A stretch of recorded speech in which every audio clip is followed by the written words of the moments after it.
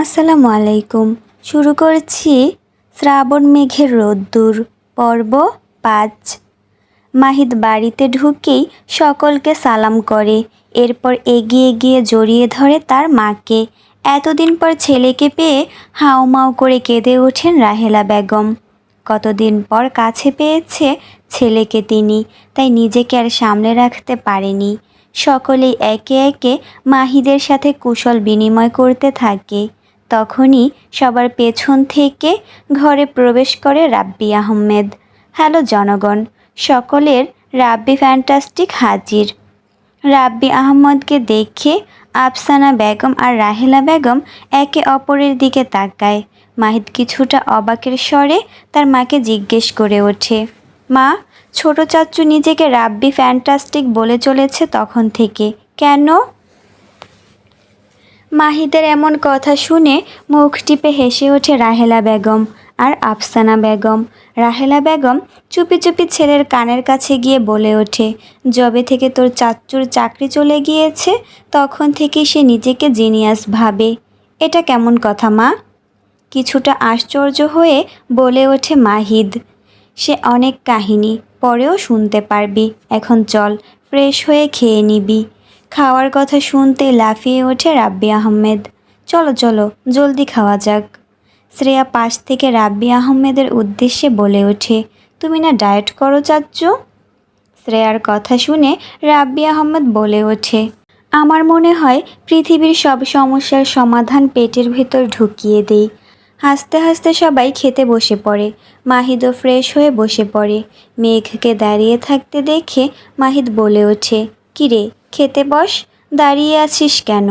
মাহিদের কথা শুনতেই একগাল হেসে বসে পড়ে মেঘ। তখনই সেখানে উপস্থিত হয় শ্রাবণ। শ্রাবণকে দেখে মাহিদ বলে ওঠে, ভাই জলদি এসো, তোমার জন্যই অপেক্ষা করছিলাম। শ্রাবণও চুপচাপ কোনো কথা না বলে খেতে বসে পড়ে।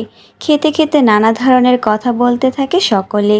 তবে মেঘ আর শ্রাবণ দুজনেই চুপচাপ বসে আছে। শ্রাবণ খেলেও মেঘ শুধু খাবার নাড়াচাড়া করে চলেছে, কিছুই খাচ্ছে না। হঠাৎই মাহিদ মেঘের দিকে তাকিয়ে বলে ওঠে, বোন, তোর গায়ে এগুলো কিসের দাগ? এত ব্যথা পেলি কী করে? আচমকা মাহিদের কথায় থেমে যায় শ্রাবণের হাত। মিনিট খানেক নিস্তব্ধভাবে বসে থাকে সে। মাহিদের এমন কথায় সকলেই চুপ বনে যায়। তখনই শ্রেয়া বলে ওঠে, তাই তো মেঘ, কিরে, কি হয়েছে তোর? মেঘ একবার আর চোখে তাকায় শ্রাবণের দিকে। শ্রাবণ কিছুক্ষণ চুপ থেকে আবারও খাওয়ায় মনোযোগ দেয়, যেন এখানে কি হয়েছে সে শুনতেই পায়নি। মেঘ কিছুক্ষণ চুপ থেকে আমতা আমতা করে বলে ওঠে, আসলে সিঁড়ি দিয়ে নামতে গিয়ে পড়ে গিয়েছিলাম ভাইয়া, তাই ব্যথা পেয়েছি। চোখ কি কপালে তুলে হাঁটিস নাকি তুই? দেখতে পাস না? খেয়াল করিনি ভাইয়া, একটু তাড়াহুড়োতে ছিলাম। মেঘকে সংকোচ পেতে দেখে আর কথা বাড়ায় না মাহিদ। এরপর রাব্বি আহমেদের দিকে তাকিয়ে বলে ওঠে, চাচ্চু, তুমি তো দিন দিন অনেক সুন্দর আর স্মার্ট হয়ে যাচ্ছ। মাহিদের কথায় হেসে রাব্বি আহমেদ বলে ওঠে, আর বলো না চাচ্চু, আমি দিনে দিনে এত সুন্দর হয়ে যাচ্ছি যে আয়নার সামনে দাঁড়ালে আয়নাও আমাকে দেখে হেসে ওঠে। আর তোমার ছোট মা তো আমাকে চোখে হারায়, কোথাও যেতে দেয় না, আমাকে নাকি অন্য মেয়ে মানুষেরা নজর দিবে। তখনই শ্রেয়া পাশ থেকে বলে ওঠে, আর বলো না মাহিদ ভাই, চাচ্চুর স্মার্টনেসের গল্প বললে কেউ বিশ্বাস করবে না, কারণ সেটা শুধু গল্পই থাকে। বলে উচ্চস্বরে হেসে ওঠে শ্রেয়া। তার দিকে চোখ পাকিয়ে তাকায় আফসানা বেগম। সকলেই হেসে কথা বলতে বলতে সময় কাটিয়ে দেয়। রাতের বেলা সকলে বসে আছে ড্রয়িং রুমে। মেঘের বাবা ফয়েজ আহমেদ এবং শ্রাবণের বাবা ইয়াকুব আহমেদ ঢাকা গিয়েছেন ব্যবসার কাজে, আর বাকি সকলে বসে আছে শুধু শ্রাবণ বাদে। মাহিদ একে একে সবার জন্য আনা গিফটগুলো বের করে দিচ্ছে। ছোট চাচ্চু, ছোট মা ওরা কখন আসবে? কাল আসবে হয়তো। আচ্ছা, তাদের গিফটগুলো তারা আসলেই দিব। মেঘ সোফার এক কোণে বসে বসে নিজের জন্য আনা জিনিসগুলো দেখে চলেছে। তখনই মাহিদ বলে ওঠে, মেঘ, যা তো শ্রাবণ ভাইকে ডেকে নিয়ে আয়। আচমকা শ্রাবণের কথা শুনতে লাফিয়ে ওঠে মেঘ। আমি যাব না, তোর ভূত যাবে। মেঘ আহত দৃষ্টিতে তাকায় আফসানা বেগম আর রাহেলা বেগমের দিকে। রাহেলা বেগম ইশারায় মেঘকে যেতে বলে। মেঘ কিছুটা বিরক্তি আর ভয় নিয়ে পা টিপে টিপে শ্রাবণের রুমের উদ্দেশ্যে পা বাড়ায়। সন্তর্পণে দরজা ঠেলে ভেতরে প্রবেশ করে মেঘ, কিন্তু আশেপাশে কোথাও শ্রাবণ নেই দেখে চলে আসতে নেয় সে। তখনই বারান্দা থেকে ভেসে আসে এক মৃদু কণ্ঠস্বর। আওয়াজ শুনে সেদিকে এগিয়ে যায় মেঘ। বারান্দার দরজার পাশে এসেই থমকে পড়ে সে। হালকা চাপানো দরজার ওপাশ থেকে গিটারের মৃদু সুর ভেসে আসছে। তারপরে শোনা যাচ্ছে এক গভীর কণ্ঠ। প্রেমের মুরালি বাজাতে নাহি জানি, না পারি বান দিতে সুর। প্রেমের মুরালি বাজাতে নাহি জানি, না পারি বান দিতে সুর। না পারি বান দিতে সুর, না পারি বান দিতে সুর।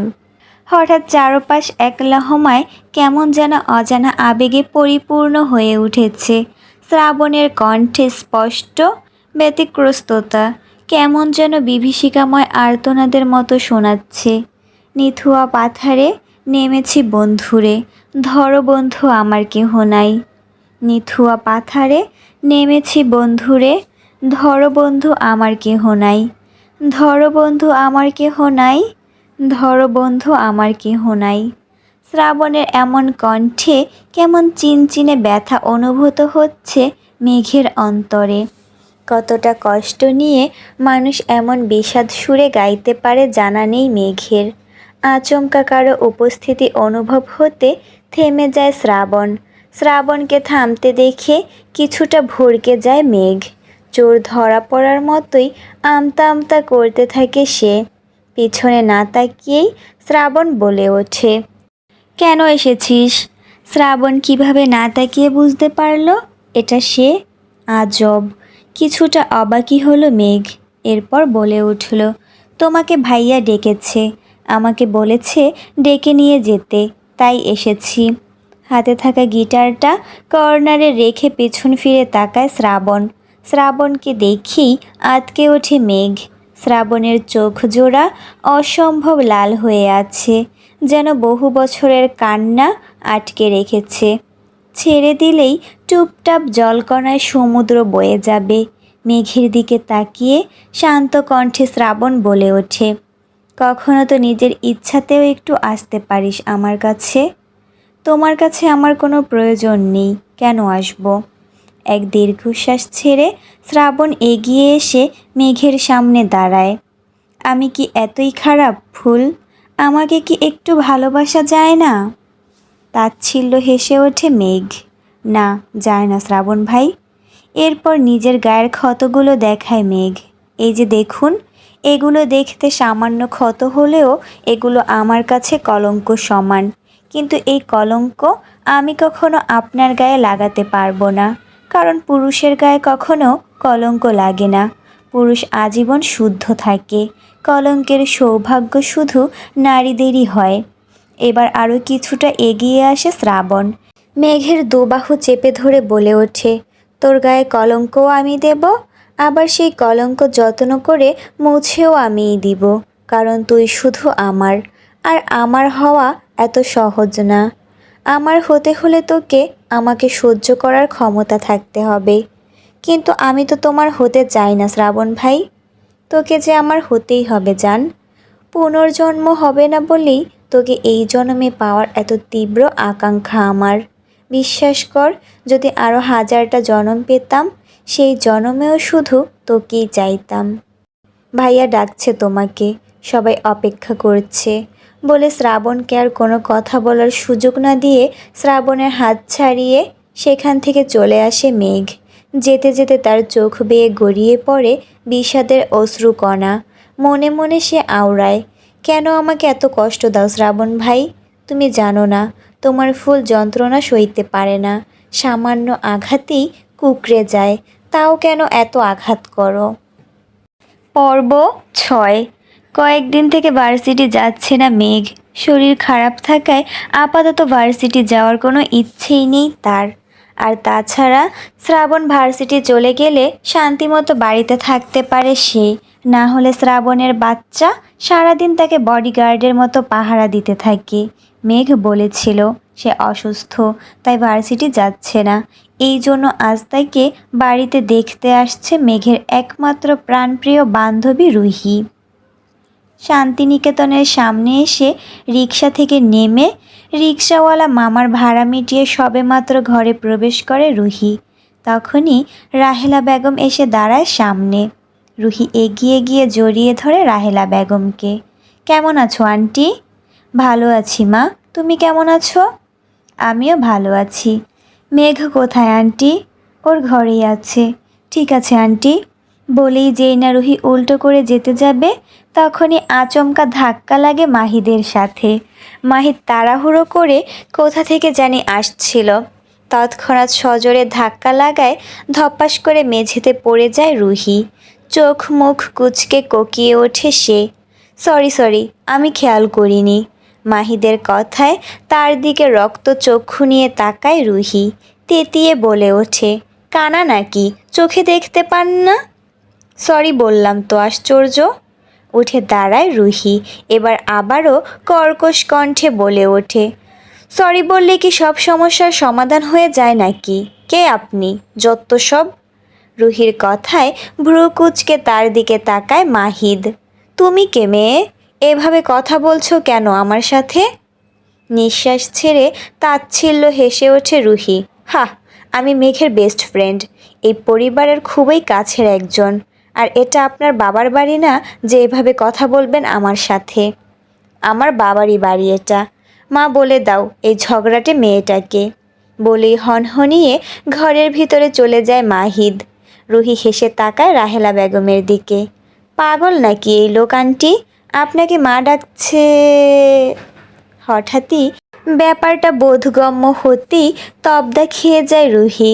রাহেলা বেগম মুখ টিপে হেসে বলে ওঠে, ওর বাবারই বাড়ি এটা মা, যাও, মেঘ ওপরে তার ঘরে আছে। রুহি যেন টুপ করে মহাশূন্য থেকে পড়ে গেল। ভীষণ লজ্জা পেল সে। কাচুমাচু করতে করতে হতবুদ্ধির ন্যায় ভ্যাবলার মতো হেসে সে এক দৌড় দেয় মেঘের রুমের উদ্দেশ্যে। খাটে আরামে চিটপটাং হয়ে শুয়ে শুয়ে ফোন চালাচ্ছে মেঘ। ফোন চালাচ্ছে বললে ভুল হবে, আরামসে নিজের পছন্দের ড্রামা দেখে চলেছে সে। যখন সে বাড়িতে থাকে আর শ্রাবণ থাকে না, তখন যেন দুনিয়ার সবচেয়ে সুখী মানুষ মেঘ। না হলে নিজের ঘরেও চোরের মতো চলাফেরা করতে হয় তাকে। মেঘ বুঝতে পারে না শ্রাবণ তার সাথে এমন কেন করে।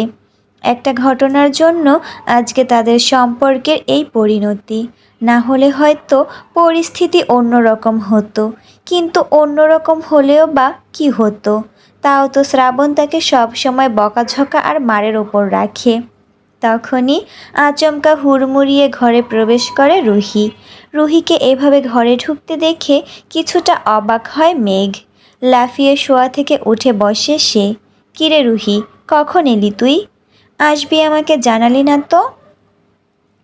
রুহি খাটে বসতে বসতে বলে ওঠে, রাখ সেসব কথা, আগে আমাকে এটা বল, তোর দামড়া ভাই যে বিদেশ থেকে দেশে ফিরেছে বললি না কেন? আমাকে বললে তো আজ এমন বিব্রতিকর পরিস্থিতিতে পড়তে হতো না। কেন, কি হয়েছে? এরপর একটু আগের ঘটনা মেঘকে খুলে বলে রুহি। রুহির কথা শুনে খাটে গড়িয়ে গড়িয়ে হাসতে শুরু করে মেঘ। মেঘের বাচ্চা, তোর মুখ আমি ভেঙে দেব। আমার করুণ অবস্থার মজা নিচ্ছিস তুই? বহু কষ্টে নিজের হাসি দমিয়ে সোজা হয়ে বসে মেঘ। যা হয়েছে ভুলে যাব নু। ভাব, এই মুহূর্ত তোর জীবনে কখনো আসেনি। দেখবি সব আবারও ঝাঁকানাকা। এরপর আরও নানা রকম কথা বলতে থাকে তারা দুজনে। বিকেলবেলা রাব্বি আহমেদ এর স্ত্রী এবং ছেলেমেয়েরা এসেছে। তারা ঢাকায় থাকে, তাই মাহিদের আসার খবর শুনে বেড়াতে এসেছে। একই পরিবারের সদস্য হওয়া সত্ত্বেও দূরে থাকায় এখন তারা এই পরিবারের নিকট কুটুম স্বরূপ হয়ে গিয়েছে। তবে তাদের মধ্যেকার মিল এখনও অটুট। রাব্বি আহমেদের স্ত্রী সুইটি বেগম, তাদের এক মেয়ে দুই ছেলে। বড় ছেলে আহিল আহমেদ, অনার্স দ্বিতীয় বর্ষের ছাত্র। মেয়ে আদিবা আহমেদ, ইন্টার পরীক্ষা শেষ করে বর্তমানে ভার্সিটির অ্যাডমিশনের জন্য প্রিপারেশন নিচ্ছে। আর তাদের ছোট ছেলে আরজ আহমেদ ক্লাস 4-এ পড়ে। পুরো আহমেদ পরিবারের সবচেয়ে ছোট সদস্য হলো আরজ। যেমন দুষ্টু তেমনই পাকা সে। তার কার্যকলাপ রীতিমতো সবাইকে আশ্চর্যের সাথে সাথে তবদা খাইয়ে দেয়। তারা সকলে আসতেই যেন বাড়িতে এক হৈ হুল্লোড় পড়ে যায়। সোফায় এক কোণে বসে ফোন চালাচ্ছে শ্রেয়া। তখনই তাকে পাশ কাটিয়ে যেতে নেয় আহিল। তাকে দেখে একগাল হেসে শ্রেয়া বলে ওঠে, আরে আহিল ভাই যে, কেমন আছো? শ্রেয়ার দিকে ভ্রু কুঁচকে তাকায় আহিল। নিরেট কণ্ঠে বলে ওঠে, আগে যেমন ছিলাম তেমনই আছি, একেবারে জালিম। শেষের কথাটা কিছুটা টেনে টেনে বলে আহিল। কথাটা শুনেই তৎক্ষণাৎ মাথার রক্ত চটে যায় শ্রেয়ার। হনুমানের বাচ্চা, কখনো কি একটু সুন্দর করে কথা বলতে পারিস না? সুন্দর কথা আর তুই? ছ্যাঃ, নিজের চেহারা দেখেছিস? অবশ্যই দেখেছি। এমন সুন্দর চেহারা দেখে নিশ্চয়ই ফিদা হয়ে গেছো তুমি। ওয়াক্থু, ফিদা হব? তাও তোর ওপর? আল্লাহ মাফ করুক। আহিল ভাই, এবার কিন্তু বেশি হয়ে যাচ্ছে। আউজুবিল্লাহি মিনাশ শাইতানির রাজিম। আল্লাহ এমন বিশ্রী শয়তান থেকে আমাকে রক্ষা করো। আহিলের এমন কথা শুনতেই সোফায় থাকা একটা কুশন সজোরে আহিলের মুখে ছুঁড়ে মেরে গটগট করে সেখান থেকে চলে যায় শ্রেয়া। ডাইনির বাচ্চা, তোর খবর আছে। বলেই কুশনটা সোফায় ছুঁড়ে আহিলও গটগট করে হেঁটে চলে যায়। হেলে দুলে নিজের রুমের দিকে যাচ্ছিল মেঘ। হঠাৎই তার পা জোড়া থমকে যায় সামনে থাকা মানুষ দুটোকে দেখে। অতিশয় সুন্দরী এক রমণী, পরনে গোলাপি কালার একটা চুড়িদার, দোতলায় অবস্থিত ছাদ খোলা বারান্দায় দাঁড়িয়ে হেসে হেসে কথা বলছে শ্রাবণের সাথে। এই সুন্দরী রমণী আর কেউই নয়, তার ছোট চাচ্চুর মেয়ে আদিবা। সবচেয়ে অবাক করা বিষয় হচ্ছে শ্রাবণ নিজেও দাঁত কেলিয়ে হেসে হেসে কথা বলছে আদিবার সাথে, যা দেখে সহসাই আশ্চর্য হয় মেঘ। এই লোক হাসতেও জানে? জানতো না মেঘ, কখনো দেখেছে বলেও মনে পড়ছে না তার। হঠাৎই মেঘের অন্তরে কেমন যেন চিনচিনে ব্যথা অনুভব করল সে। কই, তার সাথে তো কখনো এমন হেসে হেসে কথা বলেনি। উল্টো আরও উদম কেলানি দেয় যখন তখন। আর এখন কি সুন্দর চকচকে দাঁতগুলো নিয়ে হেসে চলেছে। হঠাৎই মেঘের চোখ জোড়া কেমন টইটুম্বুর হয়ে ওঠে। অজানা ব্যথায় অন্তর যেন লাফিয়ে উঠছে তার। না, আর এই দৃশ্য চাক্ষুষ অবলোকন করা সম্ভব নয় তার পক্ষে।